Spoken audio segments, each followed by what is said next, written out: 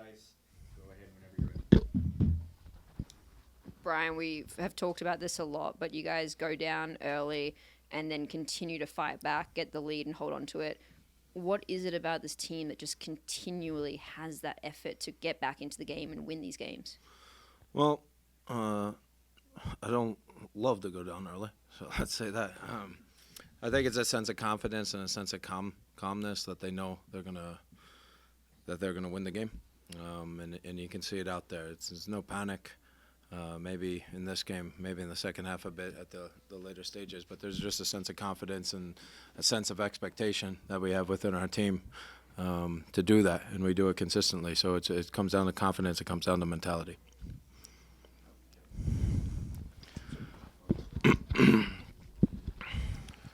Brian, in the second half, you mentioned it briefly. Game kind of got a little bit more complicated as it progressed. With all that being said, tonight's victory, is it just something that you take it and just move on and look forward, especially in a three-match week? I think you could see on some of our guys the hangover from San Antonio, even in the first half a bit. At the end of the first half, some misplaced passes. I think it took us a little bit to get into the game against. We conceded early again, and you could see at the end of the second half, we had some really high fatigue level. And some mistakes that are a bit uncommon with certain players. So, I like the control in the first half. I thought we did some good things. The second half is we'll review it and improve it. Las Vegas Lights obviously had a lot of the ball in the second half. The crosses were in, but you guys really held your own despite the fatigue. It's like 65 to 35 in terms of like clearances, crosses, just getting it out. And you guys held a decided advantage in aerial duels. So does that kind of just speak to, when things aren't going well, you've got a good defense to rely upon? Well, it's hard to play against a team that's going to do that, right? I thought we were a bit too expansive with our lines in the first half. We wanted to be a little bit more compact, and being a little bit more compact, you allow some balls in the box a bit. We won the aerial duel challenges in San Antonio. And we feel comfortable doing that if we need to make that change as we've done the rest of the season. So it was a bit part of the plan, a little bit. Erik McCue, I feel like I could just say that and you could answer from there. What a performance from him. What do you think's clicked in him, especially these last two games? First assist on Saturday, first goal tonight, and then save that certain goal. Yeah, the guy has the heart of a lion. You can see it with his professionalism. He's in training at 6:30 in the morning every single day. He has a focus. He has a professional mentality, and he's getting well rewarded for that. Great for him. Yeah, I think he was a bit fatigued at the end, as both of our center backs. But it just comes with his manner, and he's gaining more and more confidence. So it's great to see. In terms of that back line, and obviously McCue, he was the star of the match, no doubt about it.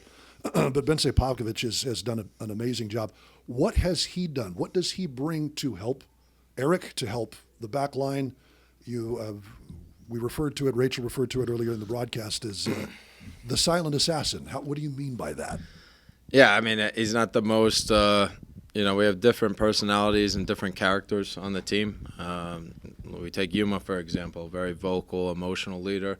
Bense kind of keeps it cool. I never have had to really speak to him too much. I just tell him what he needs to do, and he says, okay. So he's the type of guy that you can tell he's played at a high level and has been challenged. And I think tactically he fills voids and he can read plays very quickly. He puts himself in the right position to be successful, and that's good to have a partnership for a younger player like McCue. Brian, turning the page down, looking to Saturday against a Tampa Bay team that has been the gold standard of the USL Championship, doing well again this season in the Eastern Conference. How do you guys go about your business over the next 72 hours? Yeah, obviously they have more rest. I could see the fatigue a bit in our legs on this gentleman here a bit, and which is natural. The next 72 hours is just about getting recovery, trying to get us as fresh as possible, and We tried to do that with some of the substitutions, to be honest, in the second half a bit. We tried to save some guys' legs the best we could and tried to rotate a few guys. I know on Tuesday you said it was all focused on the Vegas game, and then you'd look at Tampa. Have you really not looked at Tampa yet, or do you have some ideas of what you guys are going to do, or what's kind of the plan moving forward? I have not watched Tampa yet. My staff has, and we will go through the opposition report tomorrow. Like I said, they're in a good run of form. We need to take advantage of being at home and their travel and get as fresh as possible. Also, for the PKs, do you have a superstition where you don't watch them? Because I noticed both of them, you don't even look at them. I don't know if you know that you do that, but you don't. No, I did today. I went with the first one and it was successful, so I figured on the second one, so maybe the next one I'll watch. All right, thanks, guys. Good to see you, Duke. Defender Erik McCue. Are you guys ready? If you're not sick of me yet, I'll ask you another question. I mean, Brian just said then you get into the gym at 6:30. Your work rate is just up there always. How does it feel right now to kind of be seeing those rewards in your game right now? Yeah, I think that, obviously the assists last game and the goal this game, they're like the things that, they like get on the scoreboard and stuff. But for me, I've been happier with like the smaller things, which have been, like my passing percentage and like communication with the team and just like overall confidence have been things that I've been focusing on more, because at the end of the day, once you get into the team more, with the center back injuries we've had and me stepping in, like things like this will just happen. So yeah, I mean, these I honestly as like a reward on the side for the rest of the stuff. But yeah, I mean, that's what I've been happiest with most. The goal line clearance and the goal tonight, you did it on both ends, but what do you feel for yourself is the next step? What do you want to see from yourself? I think the next step for me is, I'm sure Coach mentioned it, but it's to put in a more like convincing performance overall, because I felt in the second half like we were being pressed hard and I wasn't able to find the necessary outlets to play out and give our team less pressure. So in those moments, like I think it's just that also comes with some experience. But I think that I need to be better with, no matter how tough the game is, to just keep it at a high level no matter what. Because like you said, the goal and the clearance, these things just happen. I was right place, right time. But the rest of the stuff, that's a focus that the highest level of players have, and that's something I want to get to as well. Erik, second half that grew more complicated with every passing minute. Mm-hmm. Was that one of those things where you just kind of, the entire team, yourself included, obviously, just wanted to get to the finish line? Yeah, there was a moment in the second half where I was just like, God, I want this game done right now. But no, I think I've spoken about it before, but the coaching staff is speaking about it every day, that we want to win more convincingly. Like winning is one thing, but winning where the opponent doesn't even have a sniff at goal, and we just impose ourselves throughout the whole match, and there's not even a single doubt that they're going to even score or get close to us. That's the next level for us, and we really want to get there. The whole team wants to get there, and so do I. And I think that the first half, I mean, apart from the goal we conceded early on, I thought that we did well. It was just our second half performances. We need to just focus on putting our foot in the ball and controlling it a bit more. That's, I think, what we should do. You guys are tied for the top of the Western Conference standings now. Firstly, how does that feel? And secondly, how do you make sure you guys don't get complacent with that and keep working, pushing? I mean, it's a good feeling. It's a really good feeling. It's obviously been a goal for us from day one, like the very first presentation in the locker room.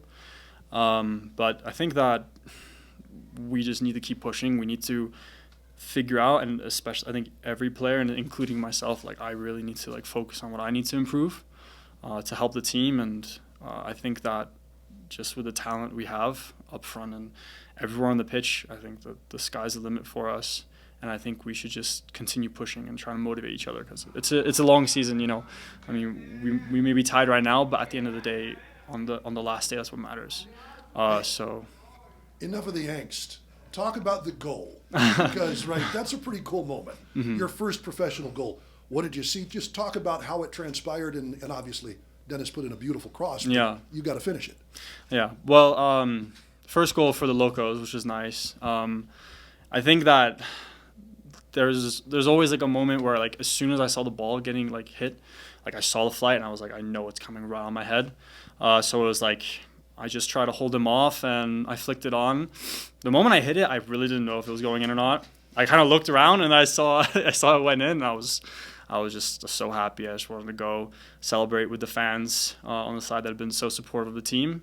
And, you know, Dennis tried to stop me on the way there. So Little Cristiano Ronaldo. more like Erling Haaland. Yeah.